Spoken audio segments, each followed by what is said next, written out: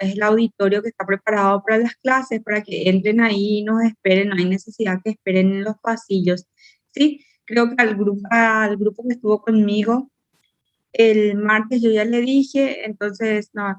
Hola, doctor Moreno, ¿cómo estás? Qué gusto verte. Solucioné mi problema ayer en el cajero. ¿Qué pasa? Salud. Entonces, bueno, Hola, doctor. buen día a todos. Voy a buscar mi presentación. Seguí nomás hablando. Bueno, está bien. Como les dije, chicos, cuando llegan al hospital se van directamente a la habitación 301, que es nuestra sala auditorio, que básicamente está preparada para ustedes, ¿verdad? Entonces tiene luego el logo de la Universidad Privada del Este. Entonces, para darles comodidad, tal vez ahí más adelante nos faltaría eh, agua y no sé, hasta café. Vamos a poner muy bonita esa sala, ¿sí? Y hay una pequeña biblioteca también ahí, en la cual ustedes pueden ir mirando libros de pediatría. Cualquier visita, cualquier duda que tengan, ustedes saben que estamos ahí, nos pueden ir a visitar, a preguntar cosas sin problema. Vamos a tener nuestro primer examen parcial el sábado 30 de abril. El examen va a ser presencial. Vamos a tener preguntas de opción múltiple. También vamos a tener algunas preguntas de casos clínicos. Esas prácticas ya las fuimos haciendo con el doctor Moreno cuando presentaba sus clases. Entonces, para tener en cuenta que va a ser eso, ¿sí? Les recomiendo que cualquier duda en estos días que nos vemos, las hagan, ¿sí? Doctor Moreno, ¿quién va a ser hoy tu moderador y del grupo de los chicos? ¿Ya tienes algún candidato?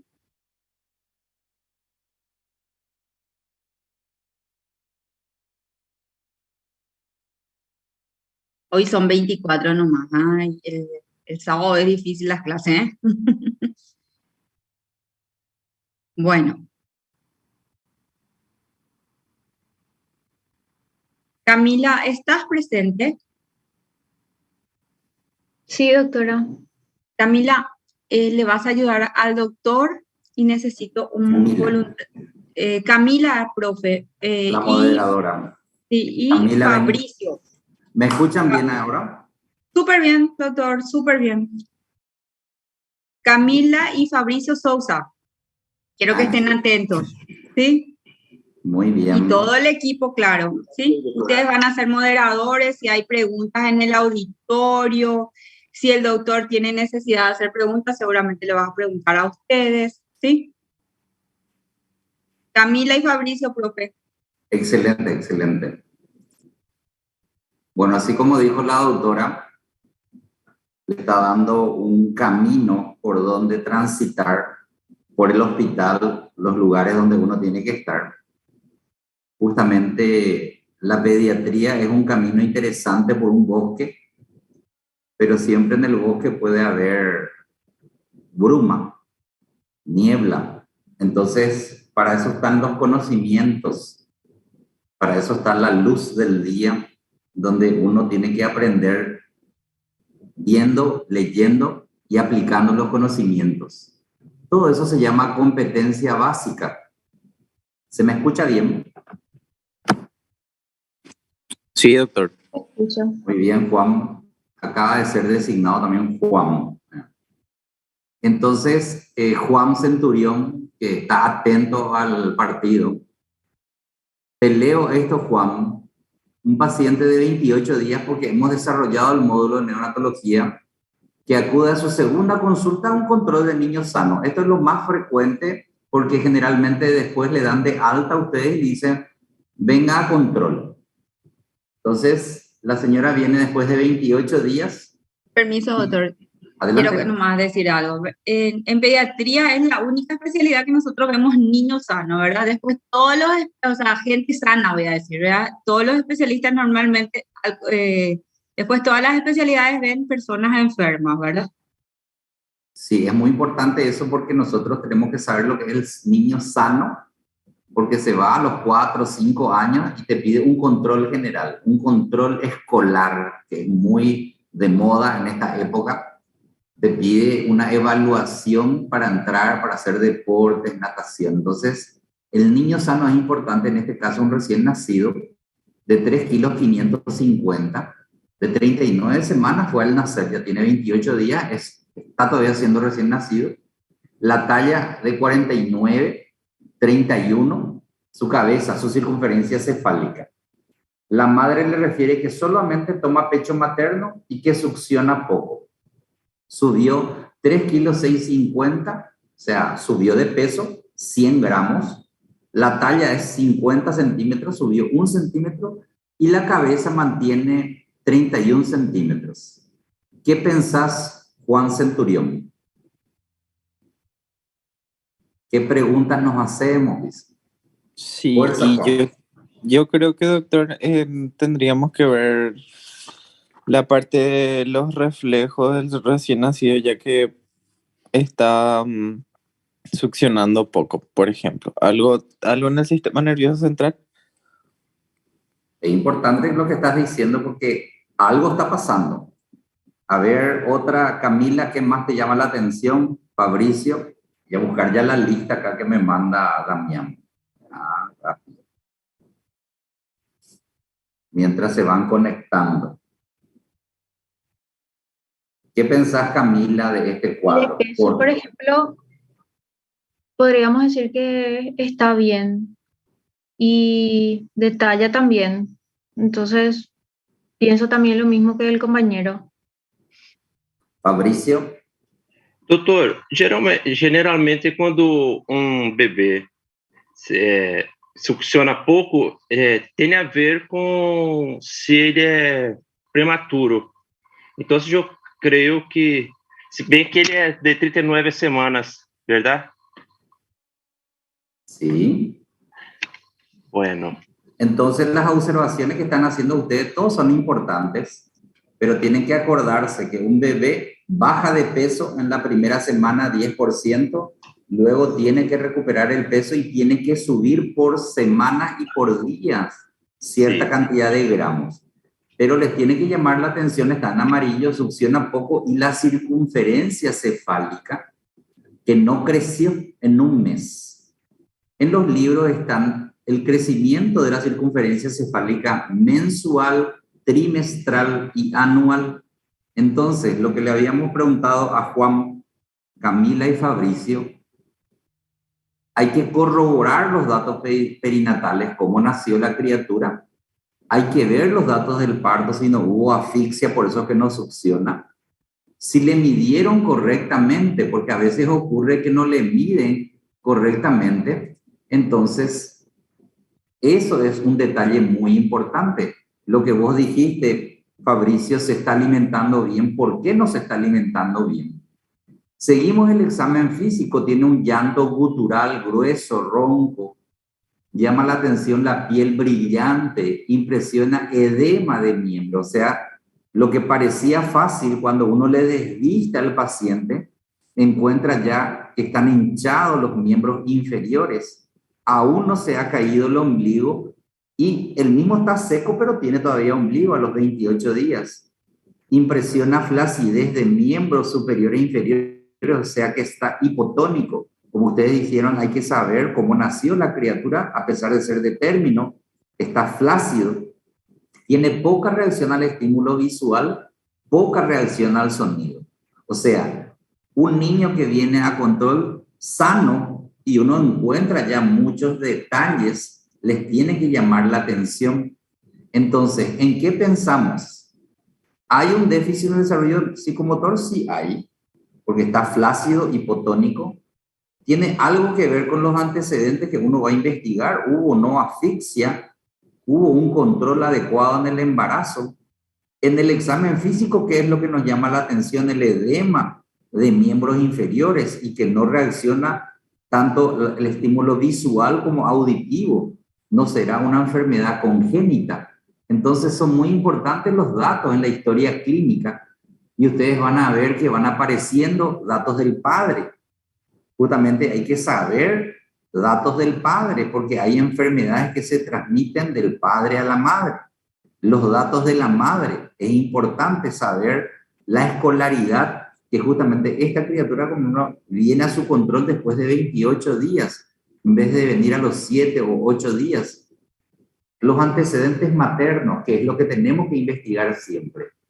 Este bebé que nació aparentemente de término, pero tenía una circunferencia cefálica de 31, y ustedes ven ahí, en la parte de materno hay que tener datos si es que había enfermedades preexistentes de la madre, como diabetes, cardiopatía, o si está consumiendo drogas antipsiquiátricas, si la madre tuvo lo más frecuente, como ya le había dicho en clases anteriores, es la infección urinaria, ver si no tiene diabetes gestacional.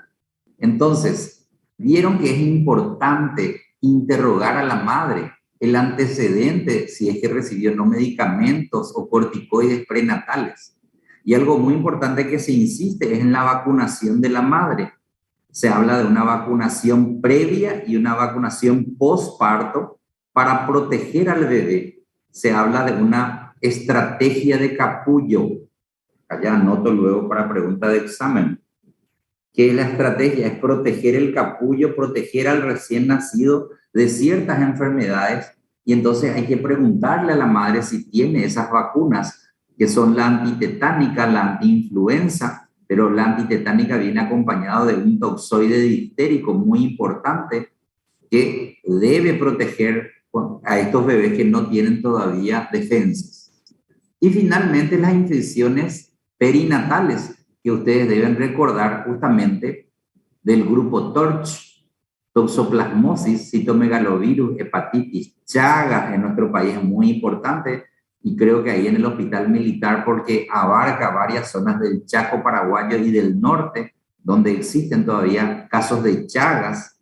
Entonces se debe controlar dengue, tuberculosis, y ahora la pregunta clave es el COVID, si la madre tuvo o no tuvo COVID, y en qué periodo del embarazo tuvo COVID. Hemos tenido ya casos de recién nacidos que hacen enfermedad hemorragípara en un COVID inmediato de la madre. O sea, es una pregunta demandante en esta época de pandemia.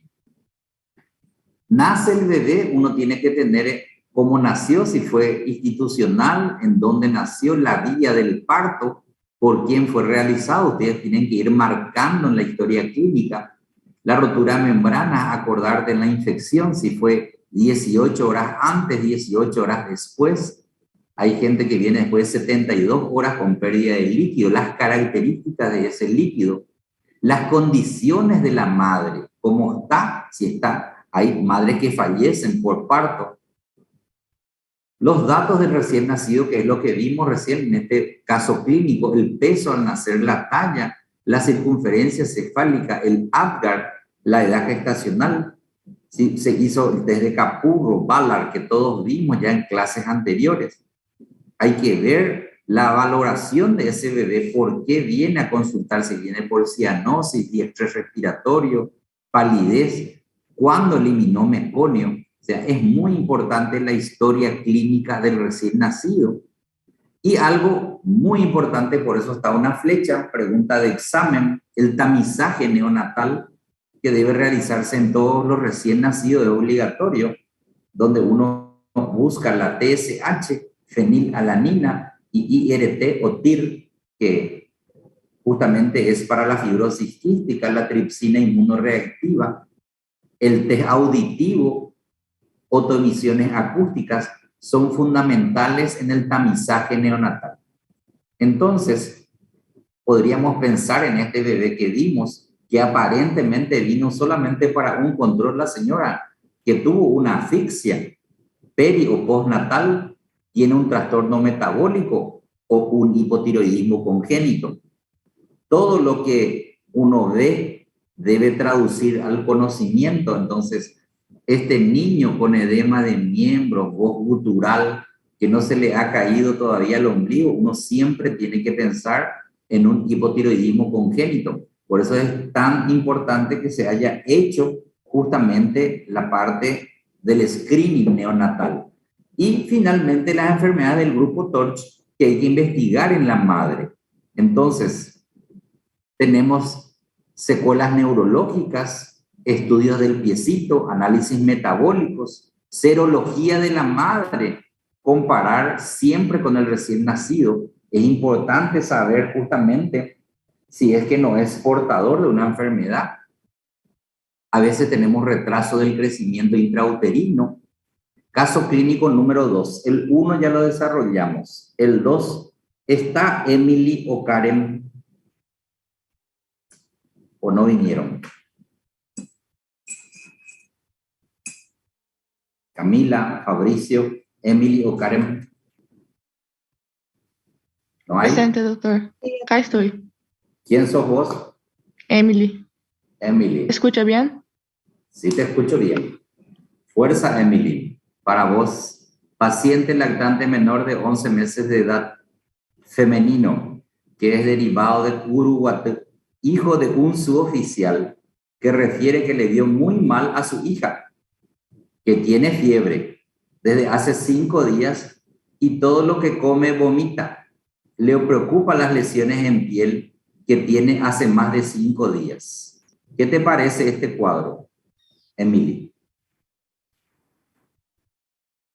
Parece un cuadro puede ser una infección, creo, lesiones en la piel, puede ser, tenía que ver si tuvo sus vacunas, podría ser un sarampión, algo así.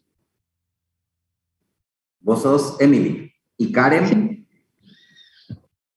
¿Está Karen o no? No hay Karen. A ver, ya tengo acá la listita. Giovanna. Hay Giovanna. No hay Giovanna Busolaro. Hola, doctor. Buen día. Hola, Giovanna. ¿Qué te parece este cuadro? Y realmente creo que podría ser algún cuadro de alguna infección también. Tendría que ver si realmente tiene sus vacunas, porque podría ser un caso de sarampión.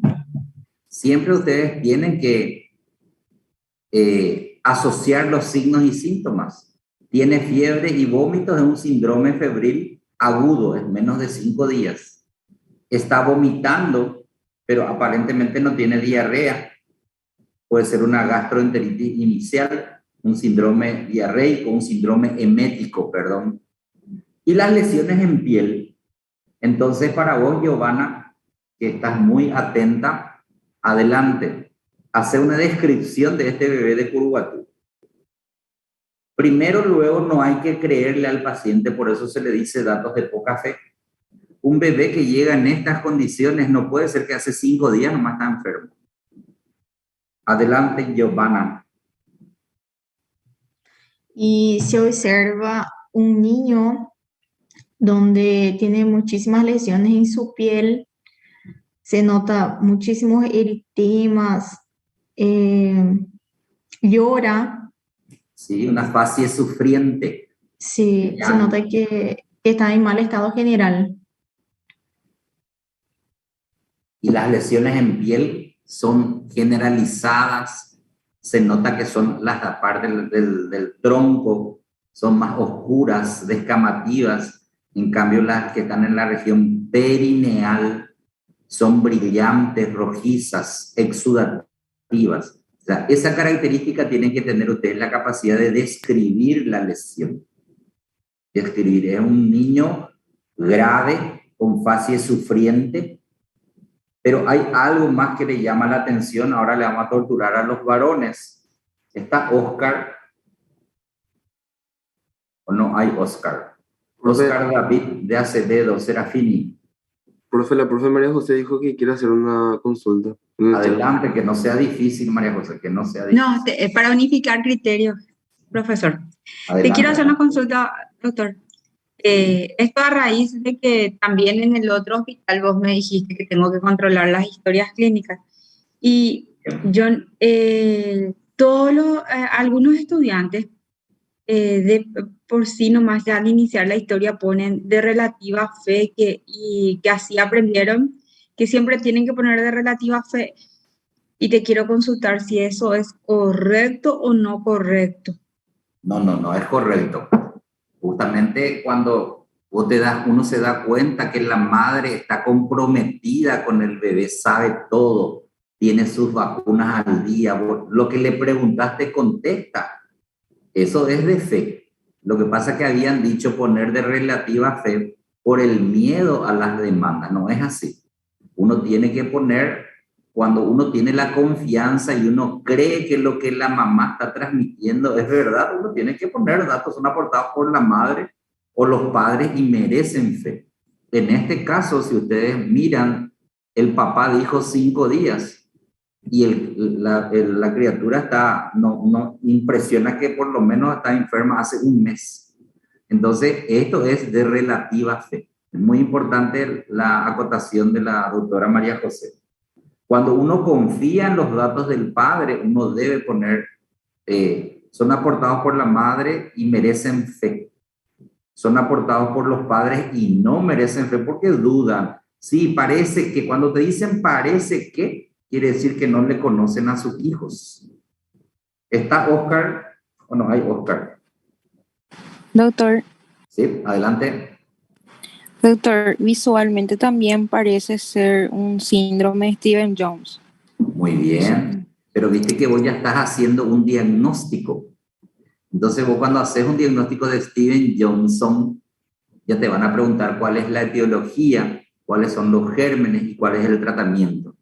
Uno con la historia clínica tiene que hacer un diagnóstico sindromático. Entonces, justamente esta zona parece ser un Steven Johnson. Entonces vos pones, así como uno ve, son lesiones de partes blandas, y si uno ve este miembro inferior derecho, el muslo está mucho más edematizado que esto, está brillante en esta zona cerca de la rodilla. Acá hay una lesión de partes blandas, lesiones de esquematía en forma general. Probablemente, como dijimos, tiene edema de miembros inferiores, una desnutrición calórico-proteica grave. Habíamos dicho que el niño estaba vomitando, las lesiones en piel, y hay que ver si no es un síndrome de Stephen Johnson. Muy bien. Entonces, en todo paciente que ustedes ven, tanto en ese primer recién nacido como en este de 11, 9 meses, uno debe hacer una evaluación inicial donde debe abarcar conciencia, ventilación, hemodinamia, cómo está ese bebé, cómo están las condiciones de ingreso. Este bebé es un bebé grave que requiere una atención especial. Entonces, todos estos datos uno pone en el triángulo de evaluación pediátrica que uno debe conocer.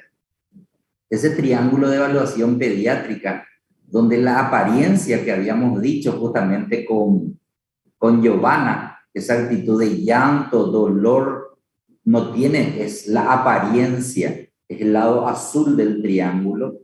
Cómo está respirando, tiene tiraje, tiene aleteo, que habíamos visto en las otras clases de recién nacido, tiene taquipnea, tiene retracción intercostal supraesternal, es la parte respiratoria, y la parte más grave, que es la parte circulatoria, que es la palidez, piel moteada, cianosis. El paciente está en shock. Entonces, es muy importante que esa historia clínica refleje el estado del paciente y nos da una impresión general, y cada arista, cada lado del triángulo nos recuerda un diagnóstico. Y ustedes, si ven acá la asociación donde uno encuentra la apariencia alterada, ya está la disfunción del sistema nervioso central, como tenía el paciente, tenía poca succión, estaba hipotónico, donde tenemos en el tercer triángulo, donde la respiración está alterada, ya es dificultad respiratoria porque tanto está normal la apariencia como la parte circulatoria. Y así tenemos apariencia y respiración alterada, es un fallo respiratorio. Cuando solamente la circulación está alterada, es un shock compensado. Y acá es importante, el shock compensado, el paciente hay que asociar con signos vitales. Tiene todavía la presión arterial estable. Cuando la apariencia está grave, respira todavía normalmente, pero la circulación está alterada, es un shock descompensado, la presión comienza a fallar. Es un shock descompensado. Y cuando todas las aristas del triángulo de evaluación pediátrica están alteradas, tenemos el diagnóstico fisiopatológico más grave, que es una falla cardiopulmonar. El paciente está grave, de mal pronóstico. Entonces es importante determinar si hay estos diagnósticos fisiopatológicos de entrada en el bebé, porque uno tiene que usar para actuar los conocimientos. Un paciente con dificultad respiratoria requiere apoyo de oxígeno. Un paciente con shock descompensado requiere aporte de líquidos, aporte de aminas vasoactivas. Y un paciente en fallo cardiopulmonar requiere inclusive intubación. Entonces, hay discriminantes que pueden alterar estas aristas, donde la fiebre puede alterar la frecuencia respiratoria y también producir taquicardia. Entonces, se le clasifica al paciente de acuerdo a la gravedad, y ustedes ven un paciente que está en un shock compensado, con piel fría, mala perfusión periférica, vasoconstricción, pulso débil, taquicardia o bradicardia. Un paciente ya grave es rojo, necesita asistencia inmediata. Luego está el nivel amarillo, es una urgencia donde el paciente está desorientado o puede estar convulsionando. La glicemia entra a participar acá en forma importante de tomar como un signo vital, aparte de la frecuencia cardíaca, respiratoria y presión arterial y temperatura. La glicemia es muy importante. Uno tiene que tabular al paciente tanto la frecuencia respiratoria, cardíaca, como la presión arterial, que nos va a orientar si está en un shock o no el paciente. La dificultad respiratoria, es muy importante verificar en qué estado está esa dificultad respiratoria. Lo más importante, el ABCD de la reanimación: oxigenar al paciente, posicionar, aspirar, poner una vía segura. Y así sucesivamente se va clasificando incluso en base a una saturación de un paciente para poder acceder a una atención inmediata. El nivel de conciencia, como habíamos dicho, del triángulo es muy importante. Nos puede ver si el paciente está en coma o no, sobre todo en aquellos niños, porque uno va a asociar nivel de conciencia con fiebre. El paciente está en coma o convulsionando, puede ser una meningitis. El dolor abdominal también puede estar presente, es muy frecuente en las guardias de urgencia que acudan por dolor abdominal, y hay que tratar de no administrar analgésicos a estos pacientes con dolor abdominal, porque es muy importante que sea examinado sin esos analgésicos. La fiebre, más lesiones cutáneas, más fontanela abombada. Hay que pensar siempre en un cuadro grave, en una meningitis, una meningococemia. Fiebre en lactantes mayores de 3 meses es para quedar en observación. Fiebre con lesiones oculares o retroauriculares son graves. Entonces uno va asociando los signos y síntomas, que es lo que le había dicho en este paciente de Curuguatú. Asociar la fiebre, asociar el vómito, asociar las lesiones en piel. Entonces, es una competencia básica que debemos conocer y describir una buena historia clínica. Vieron que el encabezado abarca la filiación, que son los datos maternos, paternos, los datos de cómo nació la criatura, que nos va a orientar justamente si hay alguna patología, o nexos. Nexos se refiere a si hay ahora, sobre todo con COVID o enfermedades respiratorias, influenza A o B, que hay abundante. Entonces uno tiene que tener en cuenta esos datos y consignar en la historia clínica. También dentro de la historia clínica está la gráfica de signos vitales. Con una buena gráfica de signos vitales, si ustedes ven acá, Con la temperatura uno puede determinar que el paciente sigue con el proceso infeccioso. Una persistencia de la fiebre te puede hacer tomar una conducta, tomar nuevos cultivos, nuevos antibióticos. Entonces, una buena gráfica de signos vitales refleja el estado del paciente. Entonces, es muy importante tener esa gráfica y también asociar con los análisis que uno va a realizar. Hay que percentilar a los pacientes, usar las tablas de crecimiento y desarrollo. Acá tenemos dos ejemplos, justamente, a ver, Juan Centurión, que era la primera víctima. ¿Estás por ahí, Juan? Sí, doctor. Ahí te dice que pesa 10 kilos 500 y 1 año 8 meses. ¿En dónde le pondrías en la tabla? A ver si podés puntear o decir.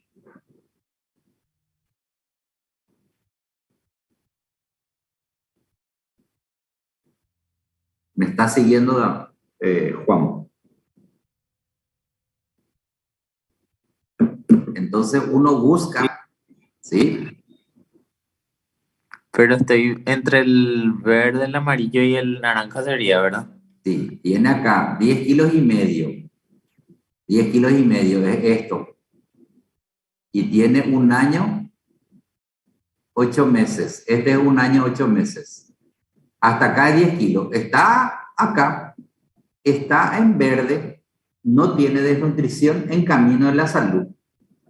Ahora Camila, 6 kilos y medio y tiene 11 meses.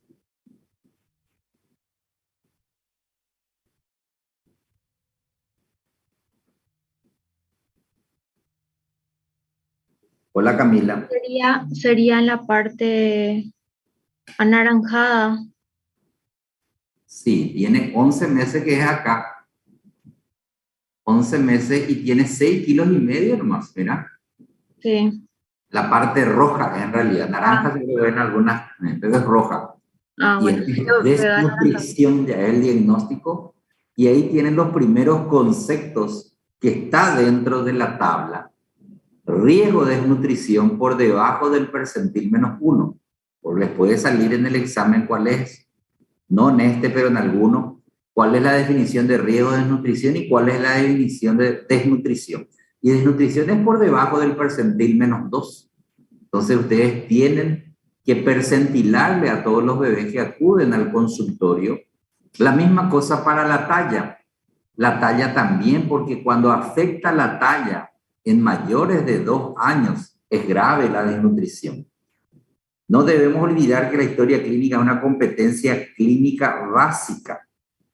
Todo lo que uno encuentra, todos esos signos de alarma, de peso, talla, circunferencia cefálica, índice de masa corporal en adolescentes o preadolescentes, pueden dar un diagnóstico sindromático. Entonces, entremos en otra, vimos la historia clínica, ahora vamos a ver la semiología pediátrica que abarca dentro de la historia clínica. Nosotros vimos esos datos clínicos, vamos a correlacionar con lo que uno encuentra en el examen físico para tener un diagnóstico sindromático. Así que entendemos que la semiología pediátrica varía de acuerdo a la edad. Hay que conversar con el paciente antes y durante el examen, evitar justamente examinar de entrada el oído, la garganta o el área genital. Examinar la cabeza, mirar, ver, tocar, palpar, ver justamente cómo está el cabello, la cara, la facie, los ojos, ubicación, las pupilas, reflejo pupilar corneano, párpados, fosas nasales. Un buen examen físico, una actoscopía, describir la facie, el perímetro cefálico, las fontanelas, a qué edad se cierran. Esto y esto. Entonces, Juan José está. ¿O no? Hay Juan José. Estoy viniendo de abajo. Juan José María, 3 nombres tiene. Mendoza Recalde. ¿Hay? María Victoria Flores, Flores Rivarola, María Victoria. ¿Hay María Victoria o no? No hay, parece. Víctor, en realidad. Víctor Pereira. ¿Hay Víctor? Mateus Ríos. Mando Jorge. la lista también. No hay nadie. Parecemos unos fantasmas. Jorge Jesús no está Peralta. Buenos días, doctor, ¿qué tal? ¿Vos quién sos? Jorge Peralta. ¿Ya desayunaste, Jorge? Sí, ya. Seguro que tu mamá te preparó un toddy licuado con rosquita. Quiero que me describas este niñito del medio. ¿Qué te llama la atención? Tenemos un paciente en el que llama la atención no sé si decir peso, pero llama la atención su condición física en Sí. cuanto a, y también la fascia. Sí. ¿Qué te llama la atención de la fascia?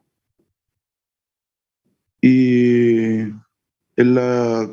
no sé si es por el peso nomás, pero para mí tendría una hidrocefalia, la circunferencia craneana. Al revés, una microcefalia. Sí. Impresiona como una cabeza pequeña, Sí. una fascie cushingoidea, una fascie edematizada, y vieron cómo están muy marcados los pliegues. Entonces impresiona, a diferencia de este niño sonriente, siempre tienen que hacer la comparación.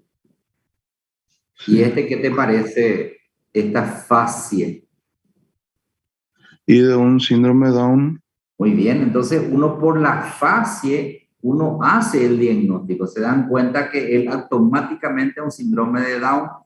Entonces la fascie uno tiene que incluir el epicanto, la base de la nariz, la implantación de las orejas, la lengua, macro, microglosia, o sea, hay que asociar para hacer un diagnóstico. Pero es tan característica la fascie del síndrome de Down que automáticamente él ya hizo el diagnóstico. Entonces avanzamos en el examen físico, la piel, coloración, palidez, ictericia, cianosis, se van viendo como si encuentran un niño así, justamente con cianosis, uno tiene que pensar en una cardiopatía congénita, porque son niños grandes, los famosos niños azules que se están paseando. Entonces, el aspecto de la piel es importante describir las lesiones. Después de este muchacho Jorge, está Lisa María Celeste, de triple nombre, Dunyo. Porque después ya viene la sobrina de María José Carballo. Sentido inverso estoy subiendo. María José, que no, es María José Sánchez. Sí, doctor, presente. María José Valiente. Carballo. Carballo, ya mezclé. Hay dos María José. Ya somos doctor, las María José. Ay, sí. Hay María José Carballo. ¿Qué te llama la atención de este primer bebé? Porque esto es importante. Del bebé sería, ustedes ven a la derecha. Se observa una coloración rojiza y tiene, no sé cómo serían, se observan granitos, tipo saliencia.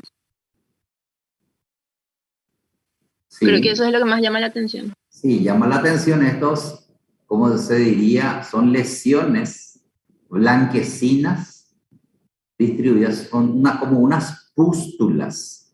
Por eso ustedes van a leer una pustulosis neonatal, que también en algunos chicos están solamente en la base de la nariz. Indican madurez, el famoso milion nasal, pero esto ya está distribuido hacia los cachetes. Acá, el labio está bien, etc. Y la otra María José no está, la que es valiente, o no está valiente. No hay, parece. Juan Francisco, que no es el Papa Francisco Centurión. Sí, doctor. ¿O estaba presente, Juan Francisco? Sí. Tengo tu número de cédula y todo.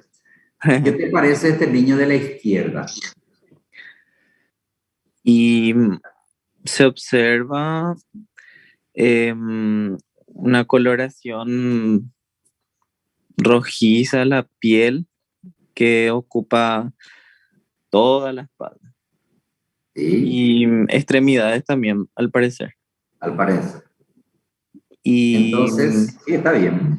La distribución es universal, son lesiones puntiformes y ahí comienzan las preguntas. ¿Se asocia o no se asocia con fiebre? Y es el diagnóstico que hicieron las compañeras hace rato, el sarampión. Hay que estar muy atentos ahora a la presencia de sarampión en el Brasil, ya que veo que hay muchas personas.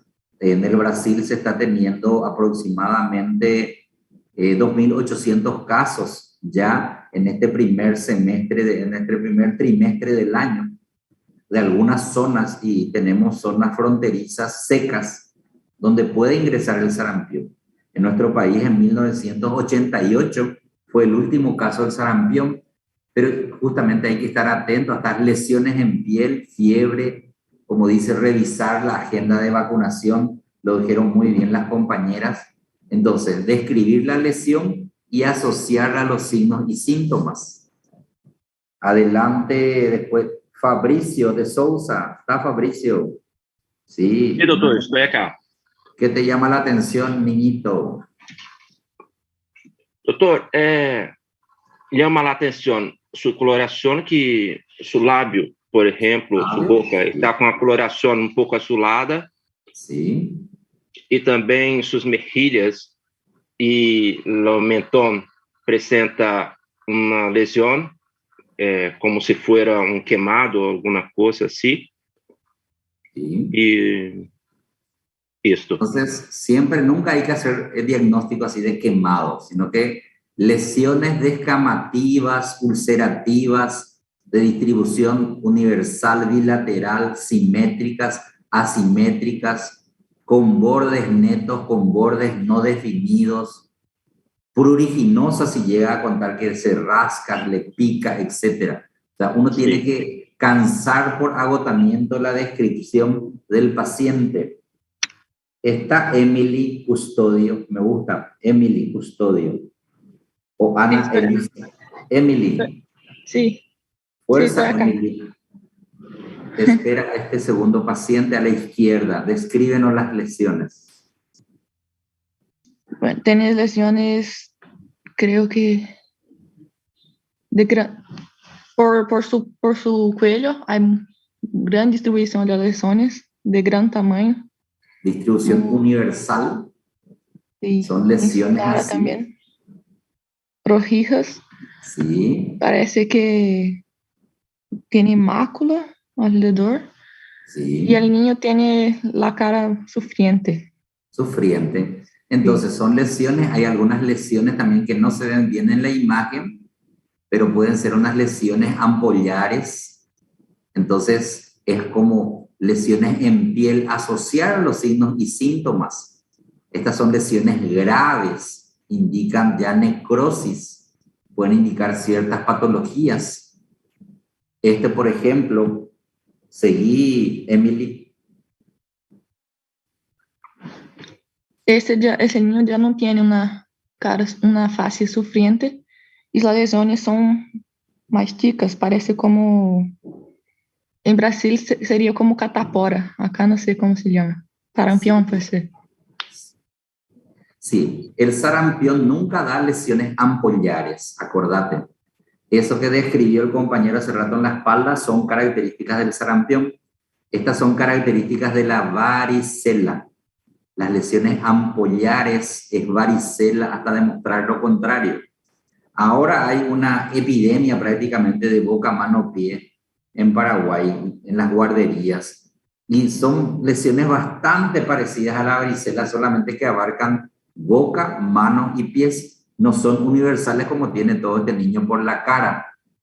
Esto también son lesiones costrosas y son lesiones localizadas. No es varicela, no es sarampión. Y asociar, no tiene tampoco una fase como tiene el niñito de ojos claros, que se nota que él no tiene fiebre, por ejemplo.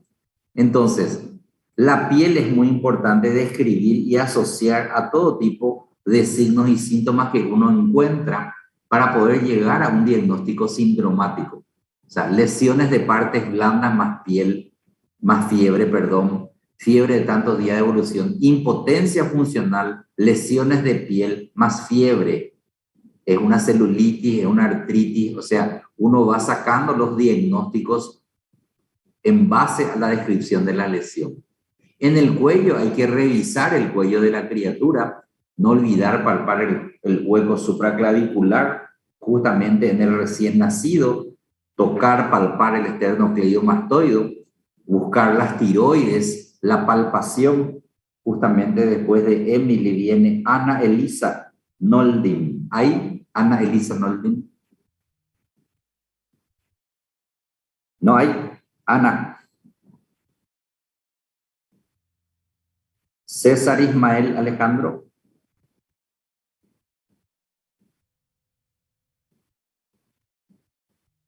Noni, César Ismael. María Cecilia Grau. María Cecilia. ¿Hay María Cecilia o no hay? Noni. Karen Domínguez. Néstor Fabián. No hay, Néstor. Araceli. Doctor, presente. Hola, Araceli. Hola, doctor. Salvaste, Araceli. El resto estaba durmiendo. Noni.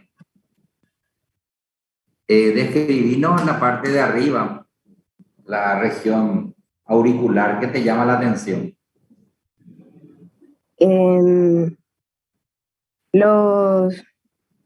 La lesión multinodular que se observa en la oreja, o sea, multitumoraciones, doctor. Sí. La Entonces, coloración, no sé si podría decir, por la luz parece un poco amarilla, pero... Sí, pero es normal, son coloraciones normales. Y entonces, ustedes son 34 alumnos, estoy mirando acá la lista de ustedes. Algunos de ustedes pueden tener este tipo de lesiones únicas o múltiples, que siempre hay que recordar, los mamelones preauriculares, hay que describir, y esto equivale a hacer inmediatamente una ecografía renal, puede indicar una patología o una malformación renal. Revisar justamente el cuello, asociar con lo que uno ve con la cianosis. Esto se ve que es un niño con facie sufriente, dolorosa y que tiene una tumefacción en la región laterocervical izquierda que se extiende desde la mitad del cuello hasta la base de la oreja, incluso borra esta zona del pabellón de la oreja. Es probablemente una lesión de partes blandas del cuello, un absceso multiganglionar, puede ser una parotiditis, o sea, uno está haciendo diagnóstico por una imagen que uno ve. Entonces es importante conocer las cadenas ganglionares, realizar un buen examen físico de la boca, examinar, ver, ubicar la parte anatómica de la boca. ¿Qué te llama la atención, Ana Elisa? ¿Sí? No está Ana Elisa. Araceli, perdón. Sí, perdón. ¿Y Araceli? ¿Ana Elisa está? Sí. ¿Qué te llama la atención? Y me llama la atención la irritación que se ve y que está inflamado ahí las amígdalas sería. Sí, que van a ver también en la cátedra de otorrino la hipertrofia amigdalina, pero también la hipertrofia de la úvula. Imagínense, está como una pelota acá. Hay que describir esta lesión que está sobre la úvula, describir las lesiones que están sobre las amígdalas, las criptas, si están ocupadas o no, si hay secreción. hacer un buen examen auditivo, ocular, sobre todo el auditivo, la otoscopía es importante, la forma, el canal del conducto auditivo externo varía de acuerdo a la edad, la posición, el examen físico. Esta es una competencia básica, conocer justamente las partes de la membrana timpánica, ubicar dónde están justamente esos órganos para poder hacer los primeros diagnósticos de otitis, otitis aguda, otitis media, la boca, uno revisar justamente la boca. Entonces, cabeza, tronco y extremidades en el examen físico es muy importante. Entonces, Dayana Belén Guillem Torales, ¿hay?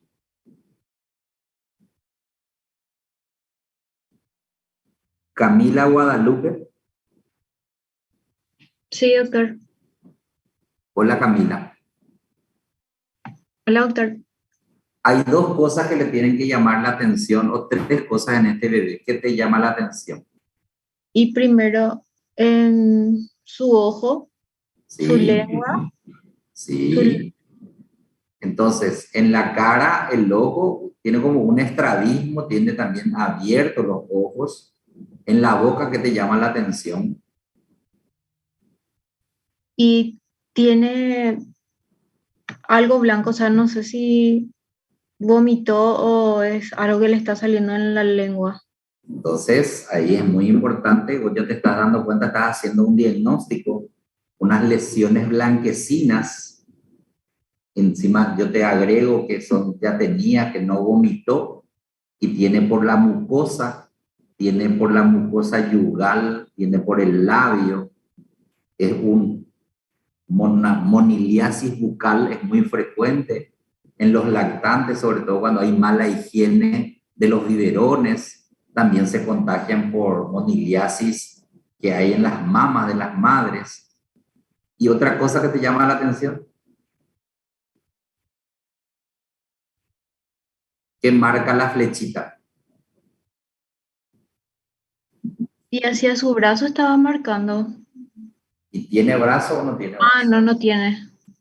Entonces también hay patologías que pueden nacer con malformaciones. Imagínense amelia, focomelia, hijos de madres psiquiátricas que pueden nacer sin miembros inferiores, entonces, o superiores. Entonces uno tiene que estar atento al examen físico.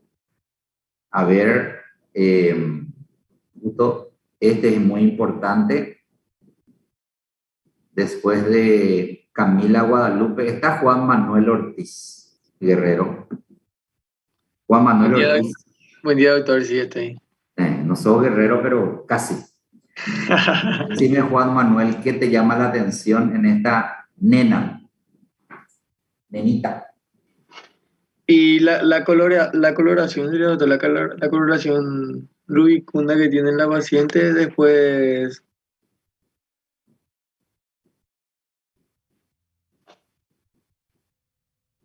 Y más que eso, después la implantación del cabello, lo que podría ser que está un poco disminuida también. Sí. Andrea Beatriz está por ahí. Sí, doctor, acá estoy. La fascia llorosa también, o sea, la fascia sufriente. Me parece que está llorando. Fascia dolorosa. Muy bien. Estás atenta, Andrea Beatriz. ¿Qué color de pelo tenés vos? Es teñido, doctor, castaño. Bueno, estas dos cosas son importantes. Si ven, tiene una escotadura cerca del melón preauricular, y el color de pelo que justamente Andrea Beatriz paga en la peluquería en Bellísima 400.000 por la decoloración de pelo. Este es un clásico signo de la bandera. No es que sea rubia la criatura, sino que es por una patología nacional, que es la parasitosis, que produce una anemia parásito nutricional con deficiencia de hierro y provoca en forma natural una decoloración del pelo. Ustedes van a ver en los semáforos de Asunción cerca del ferrocarril y cerca del hospital militar. Los indígenas que son todos pelirrojitos, algunos son rubios, ¿querés saber luego cómo son así? Porque no es que fueron a la peluquería donde se va la compañera, sino que es por parásitos. Entonces, el signo de la bandera es una clásica pregunta que indica parasitosis, Andrea Beatriz. Entonces, la forma de ahorrar es con los parásitos. El tórax, entonces vemos cabeza, tronco y extremidades. Vimos la cabeza, la importancia de evaluar todos los órganos y sistemas. Vemos el aparato cardiovascular y respiratorio, hacer la descripción semiológica, palpación, percusión, auscultación, siempre hacer los 4 tiempos con una buena semiología, describir el área cardiovascular si es que hay soplos, describir el soplo, en qué tiempo se encuentra. El abdomen, la misma cosa, hay que describir en la observación, en la palpación, en la auscultación, hay que ver si tiene ruidos hidroaéreos, no olvidar palpar las fosas lumbares, revisar los genitales de las criaturas, nunca hacerlo en ausencia de padres o tutores sin autorización. Hay que pedir la colaboración de especialistas para realizar justamente el examen de esa región. Los miembros, ya habíamos visto en el recién nacido, ortolani, hasta los 3 meses la maniobra de Barlow, verificar la fuerza muscular, justamente piel y fanera, como habíamos visto, es importante porque es uno de los órganos que revelan muchas patologías, inclusive deficiencias nutricionales, falta de zinc, avitaminosis. Y arriba de Andrea Beatriz está Jenny, que en realidad es Jenny Luján Ramírez Agüero, ¿está? O Micaela Leonor. ¿Hay alguien? Los fantasmas. Hola, doctor. ¿Quién sos? Micaela. Micaela. Sí. Micaela Abogado Pedroso. ¿Qué te llama la atención? Llama la atención las lesiones que tiene en la piel, en el cuello y en el tórax. Sí, pero no son como esas lesiones del sarampión, por eso hacemos justamente esta comparación. Las otras eran puntiformes universales. ¿Y estas qué características tienen estas lesiones?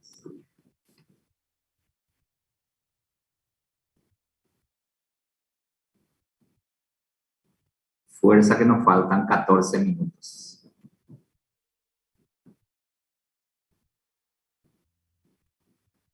¿Podrían ser lesiones equimóticas, por ejemplo?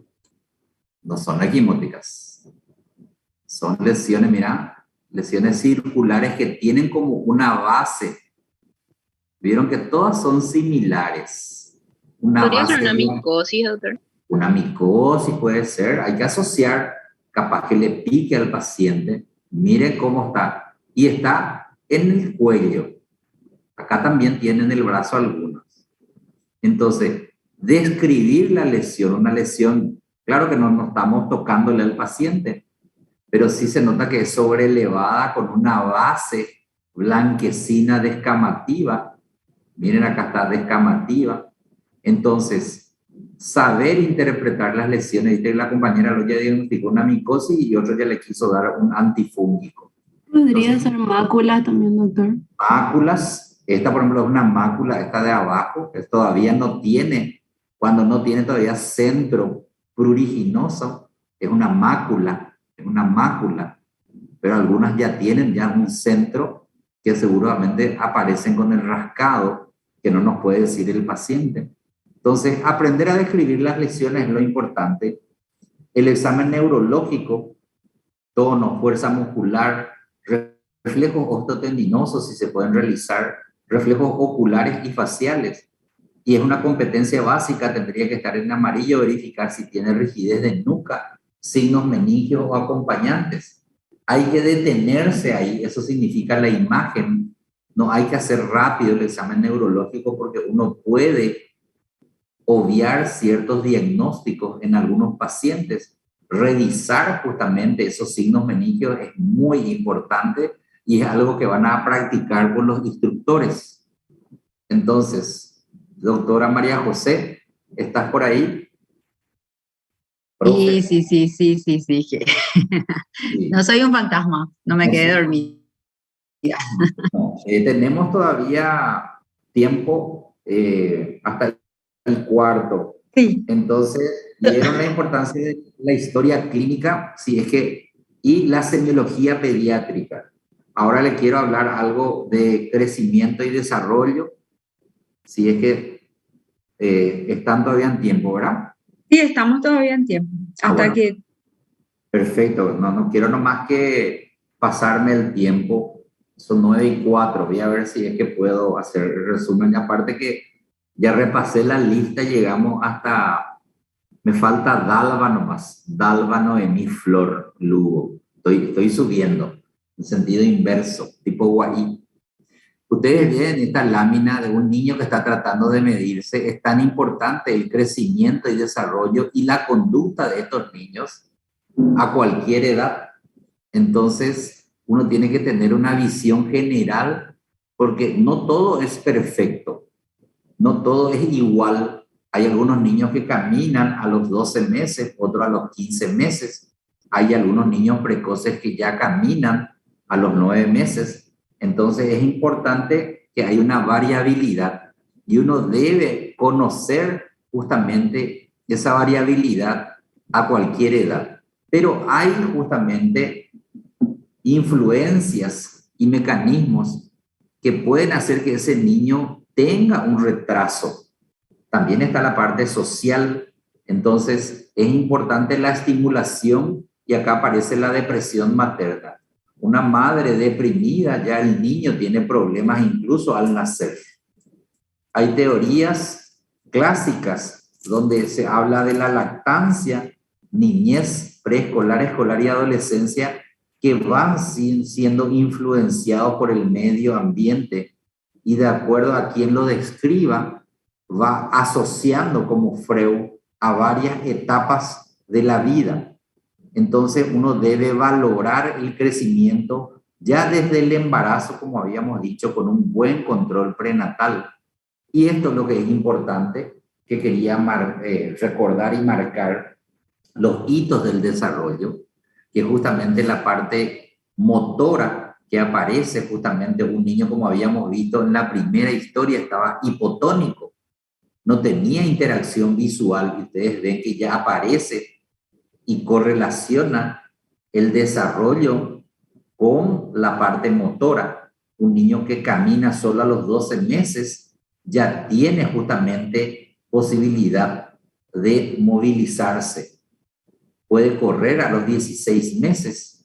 Vemos en la parte, en el aspecto motor fino, donde coger el sonajero, la pregunta clásica de prensión pulgar y otro dedo es importante para agarrar los objetos. De ahí es que la estimulación es muy importante, la estimulación temprana en los prematuros. Vemos que deben hacer y entonces son marcadores de un desarrollo psicomotor adecuado. Pero el niño también tiene que comenzar a comunicarse. Un niño que no sonríe, que no reconoce a los padres, algo está pasando. Entonces es tan importante que ustedes vean justamente si el niño sonríe, si el niño dice mamá, papá, si pronuncia palabra a los 15 meses, a los 18 meses, a los 2 años, cómo se moviliza ese niño. Entonces es muy importante el aspecto cognitivo, porque es una correlación del desarrollo neurológico. Si es que un niño no puede fijar la mirada a su propia mano, no puede reconocerse en el espejo, algo está ocurriendo en su neurodesarrollo. Otro dato importante que ustedes deben saber cuando aparece un niño que ustedes quieren ubicar qué edad tiene específicamente, es un niño que fue abandonado, es un niño que fue dejado en la casa cuna. Entonces se le puede hacer una radiografía de los huesos para identificar qué edad aproximada tiene. Por eso se habla de edad ósea de esos niños.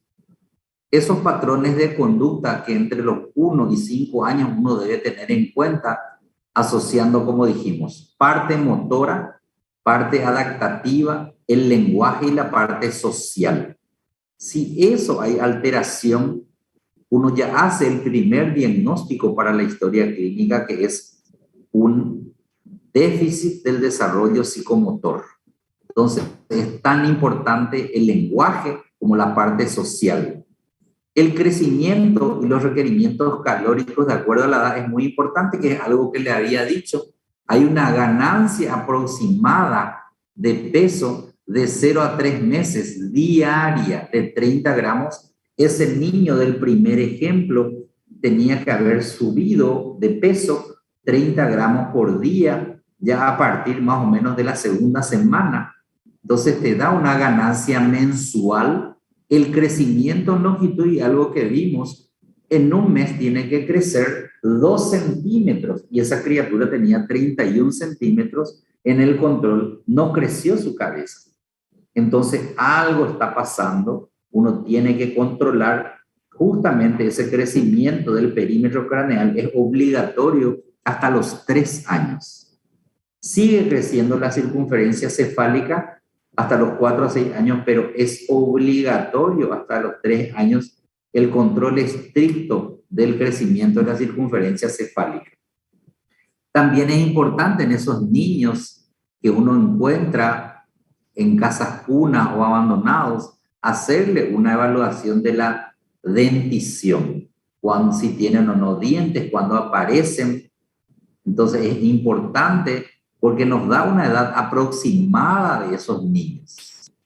Todos estos datos que estamos diciendo, datos perinatales, datos de la madre, la evolución del niño debe estar reflejado en un carnet, en una libreta del niño, que es un documento médico legal y es obligatorio que todos los padres tengan. Ustedes tienen diversas libretas, tanto del Ministerio como de la Sociedad Paraguaya de Pediatría.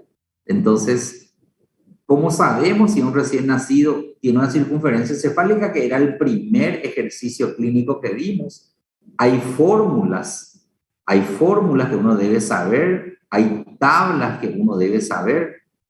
¿Cómo sabemos si tiene el peso y la talla adecuada? Hay fórmulas que uno tiene que saber, uno debe buscar, uno debe tabular, como habíamos dicho, de riesgo de talla baja, riesgo de desnutrición. Entonces, utilizar las fórmulas que están en los libros, pero también es importante conocer que hay que saber medir. El niño hasta los 2 años se lo debe medir acostado. A partir de los 2 años hay que medir la talla parada, de pie. El desarrollo intelectual, emocional y social se relaciona justamente con el medio ambiente y es importante que haya ese proceso de interacción. La familia es muy importante. Si hay un problema familiar, algún problema pueden tener estos niños. Entonces, en estos 3 minutos que nos queda un resumen de 0 a 12 meses, de 0 a 2 meses. El niño, lo más importante es que siga con la luz, que siga la luz de la cabeza.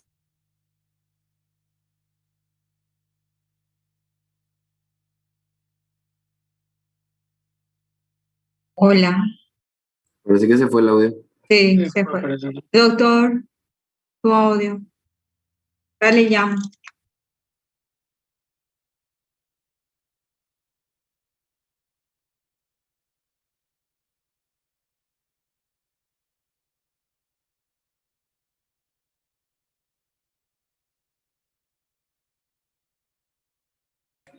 Ok, mejor.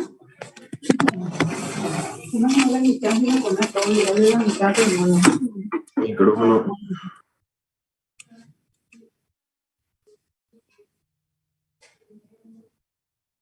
Dame tu micrófono.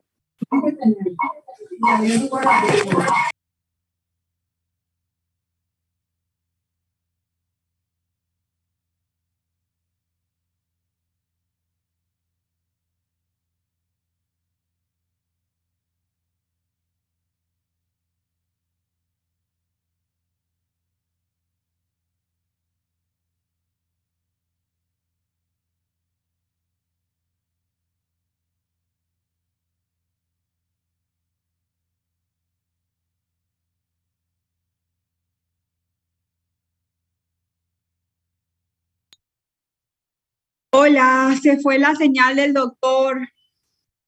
Bueno, antes de terminar, le quiero decir que esto es una introducción de crecimiento y desarrollo. Después del examen de neonatología vamos a volver a tener la clase de crecimiento y desarrollo. Como les dije, es vital en pediatría.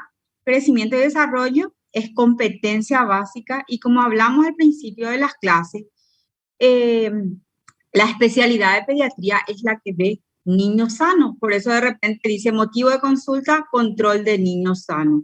Y como le dije, las otras especialidades normalmente ven personas enfermas.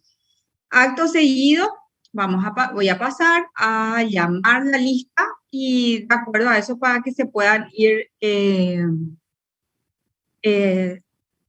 saliendo de la clase. Doctora, permiso. ¿Sí? Entonces, para el examen va a entrar hasta historia clínica, ¿verdad? Así mismo. Y básicamente historia clínica, conceptos generales, básicamente. ¿Sí? Algo muy importante, acuérdense que el diagnóstico que hace inicialmente una historia clínica es un diagnóstico sindromático, casi no siempre etiológico. O sea, si tenemos una sospecha de neumonía, normalmente es una neumonía. Primero se consulta por fiebre, síndrome febril. Tiene dificultad respiratoria, síndrome de dificultad respiratoria. Y uniendo los dos síndromes podríamos sospechar que estamos frente a una neumonía. Normalmente siempre se hace diagnóstico sindromático. Eso para que manejen todo, ¿sí? ¿Está? Entonces, una historia clínica que hace un diagnóstico sindrómico, ¿sí? Y después el segundo paso es irnos al diagnóstico etiológico.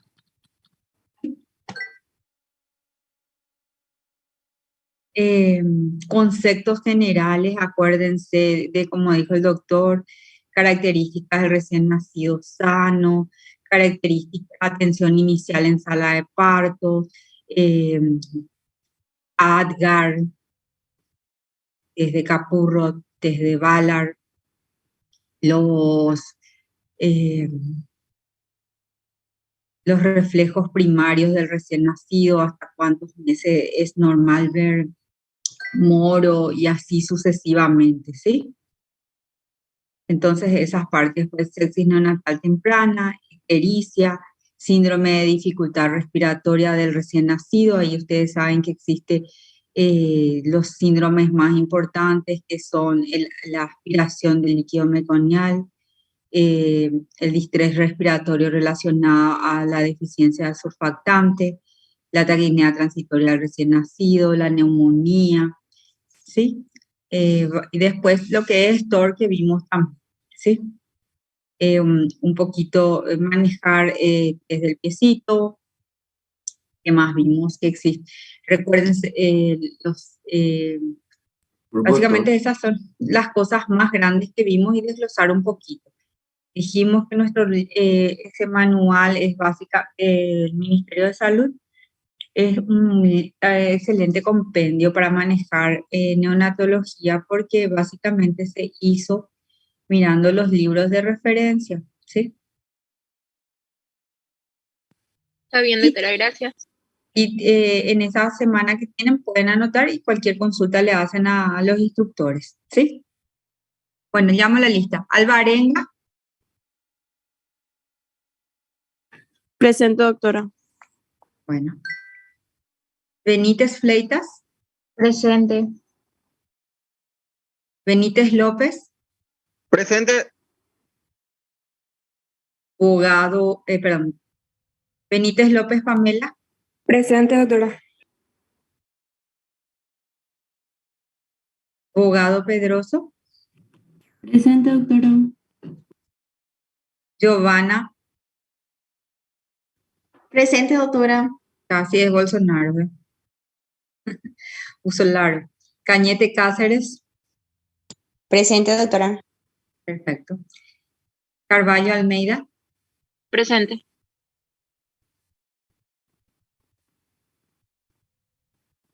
Centurión Rodríguez. Presente, doctora. Emily Custodio. Presente. Da Silva Lima.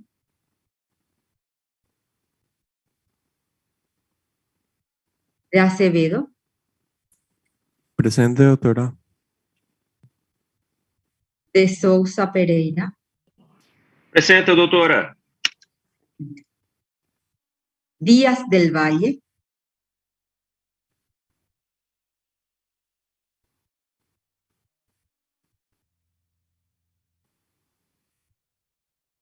Domínguez Álvarez, Presente, doctora. Dunjo Garbini, Presente, doctora. Echagüe Gil, Presente, doctora. Flor Lugo, Presente, doctora. Flores Rivarola, Presente. Gavilán Braza, Presente, doctora. González Vera, Grau Morán, Guillén Torales, Presente, doctora. Laranjeira,